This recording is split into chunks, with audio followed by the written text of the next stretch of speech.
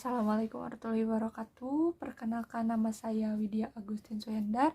Saya merupakan peserta magang di Bimba Ayu EO periode April 2024. Di sini saya akan menjawab pertanyaan yang berada di dalam tugas belajar di luar kelas, yaitu tentang tema kurikulum dasar kedua. Pertanyaan yang pertama yaitu apa pengertian dari individual system? Individual system merupakan metode pembelajaran yang menjadikan anak itu sebagai subjeknya. Nah, jadi metode itu metode itu menggunakan pendekatan yang dilakukan sesuai terhadap masing-masing anak. Jadi pendekatannya itu dilakukan terhadap keadaan anak masing-masing. Seperti itu. Nah, lanjut pertanyaan yang kedua yaitu mengapa pendekatan yang dilakukan harus secara individual system? Karena kita tidak bisa menggunakan pendekatan yang klasik. Dengan menggunakan pendekatan individual system, maka small step system itu akan bisa dilakukan. Pertanyaan yang ketiga, apa tujuan yang ingin dicapai dengan melakukan pendekatan secara individual system? Tentunya ketika individual system dilakukan, maka metode pembelajaran small step system akan terlaksana karena itu tadi yang kita bisa jadi kita bisa mengetahui apa yang diinginkan oleh anak, gitu, apa yang disenangi oleh anak dan apa yang anak mau, gitu. Jadi ketika individual system itu terlaksana, maka small step system itu bisa terlaksana. Pertanyaan yang keempat, di Bimba itu murid dan guru memiliki perannya masing-masing. Nah, sebutkan apa peran guru dan murid di Bimba. Yang pertama yaitu peran murid di Bimba, tentunya peran murid itu adalah subjeknya motivator. Nah, mereka itu dapat berperan aktif selama pembelajaran, sedangkan guru adalah orang yang mereka motivasi, gitu, sebagai motivator, orang yang memberikan mereka dorongan dan juga menjadi alasan supaya mereka itu tertarik, gitu, dalam proses pembelajaran. Jadi tentunya guru dan motivator itu sangat berbeda. Pertanyaan selanjutnya yaitu apa perbedaan antara metode individual system dengan classical system? Tentunya sangat berbeda ya. Kalau individual system itu merupakan metode yang menjadikan anak itu sebagai subjeknya, gitu. Sedangkan classical system itu jadi pembelajarannya tuh, jadi kalau classical system itu pembelajarannya tuh tidak harus ada pendekatan, gitu, jadi langsung memberikan pembelajaran. Jadi classical system itu memberikan kepada bahan ajarnya itu tidak harus ada pendekatan dengan muridnya. Tersebut akan membuat pembelajaran tidak berjalan dengan baik. Pertanyaan yang keenam, bagaimana cara yang dilakukan motivator agar dapat melakukan pendekatan secara individual system? Tentunya sebagai motivator itu pertama kita harus mempelajari karakter anak, mempelajari karakter mereka, untuk mengenal diri mereka, memahami dan bisa mengerti perasaan mereka. Jadi apabila mereka sudah merasa tidak nyaman, gitu, apabila mereka sudah seperti itu, kita kita dapat memikirkan langkah apa yang akan kita perbuat selanjutnya gitu, langkah apa yang akan kita berikan kepada mereka. Jadi dengan caranya itu dengan mengetahui karakter anaknya itu dulu seperti apa gitu, baru menyatukan sesuai dengan pembelajaran seperti itu. Dilanjutkan pertanyaan yang ke-7, apa dampak yang terjadi bila pendekatan dilakukan secara individual sistem? Ketika individual sistem dilakukan, mereka akan sangat senang, mereka akan sangat antusias terhadap apa yang kita sampaikan, terhadap apa yang kita bimbangkan. Jadi mereka akan senang untuk belajar, bahkan mereka akan ingin terus mengulang gitu apa yang mereka pelajari dan apa yang mereka bimbangkan gitu. Pertanyaan selanjutnya yaitu, apa dampak yang terjadi bila pendekatan dilakukan secara klasikal sistem? Tentunya sangat berpengaruh ya, karena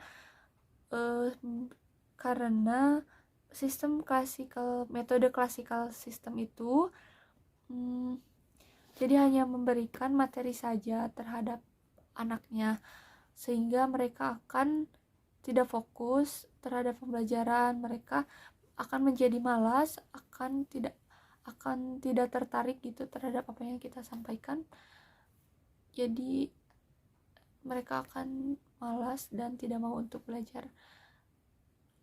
Jadi mereka tidak akan tertarik apa yang disampaikan oleh kita sebagai motivator.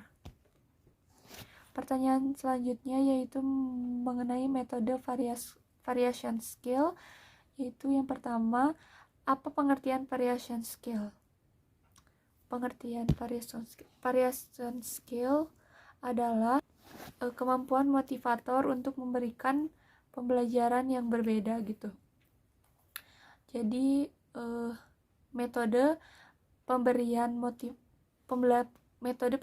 pelajaran yang motivator berikan itu seperti apa. Jadi ada aspek belajar dengan kegiatan pembelajarannya seperti apa. Jadi motivator dapat memberikan pembelajaran yang bervariasi gitu, agar mereka menjadi tertarik dan penasaran terhadap apa yang kita berikan gitu. Mereka akan penasaran dan akan tertarik apa yang kita sampaikan juga. Selanjutnya, mengapa kegiatan belajar harus divariasikan? Karena apabila pembelajaran tidak divariasikan, maka anak itu akan merasa bosan. Maka anak itu akan tidak fokus gitu ya. Karena seorang anak itu mempunyai konsentrasi yang sangat kecil. Jadi waktu mereka fokus terhadap belajar itu sangat sedikit. Jadi jika tidak diberikan pembelajaran yang bervariasi, maka anak itu akan merasa bosan terhadap pembelajaran. Jadi ketika mereka bosan dengan pembelajaran, maka kita harus langsung mengganti dengan pembelajaran lain supaya mereka tidak bosan. Pertanyaan selanjutnya yaitu, sebutkan 3 aspek belajar. 3 aspek belajar. Pertanyaan yang ke-3, apa tujuan yang ingin dicapai dengan memvariasikan kegiatan belajar?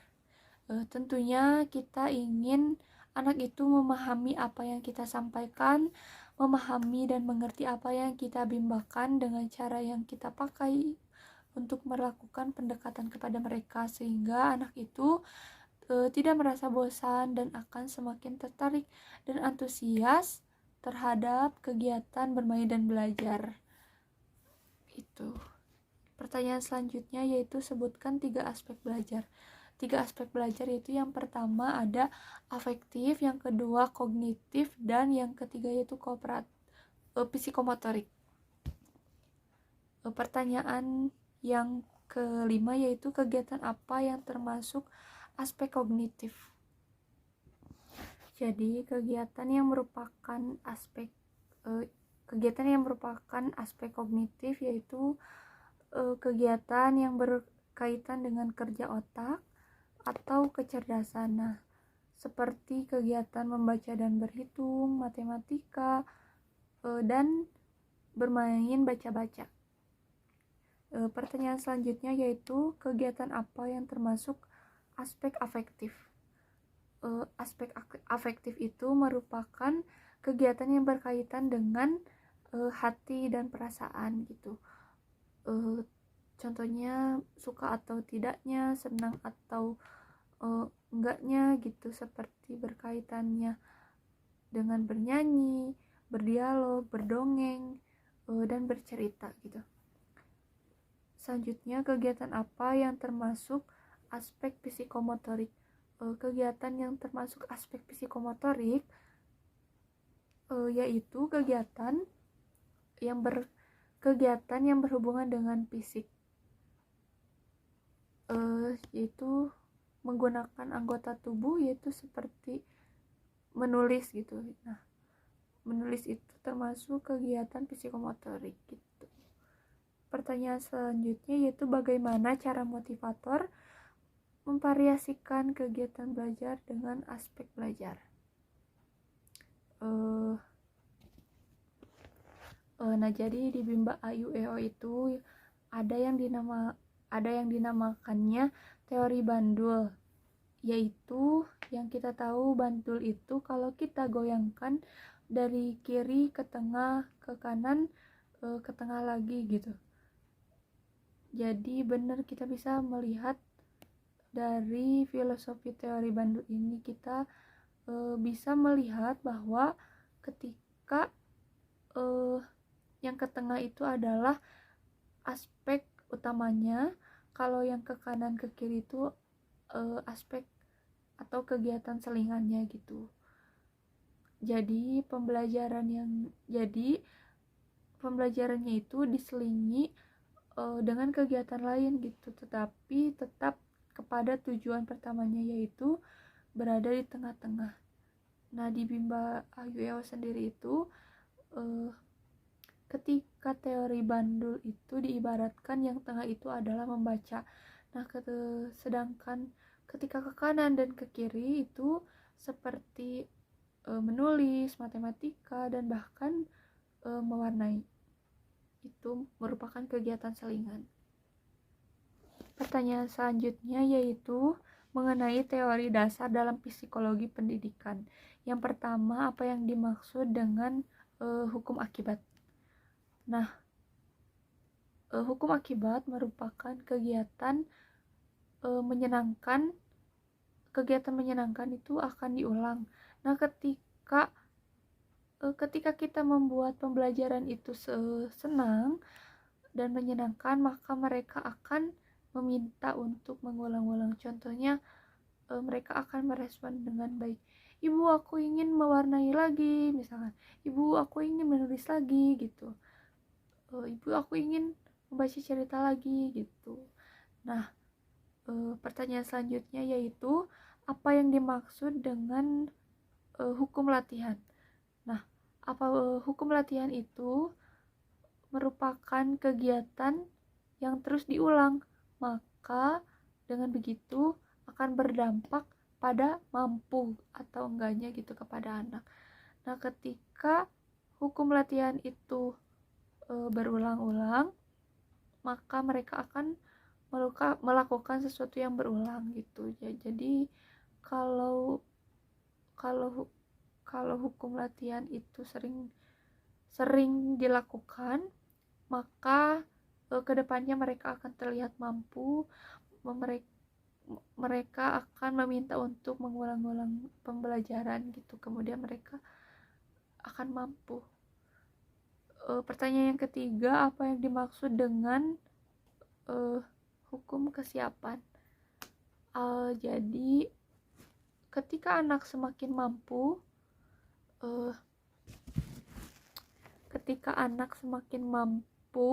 maka mereka akan semakin siap, akan mampu, dan akan terampil gitu. Jadi dengan begitu kemampuan mereka akan meningkat. Ya, Mungkin cukup sekian yang dapat saya sampaikan. Wassalamualaikum warahmatullahi wabarakatuh.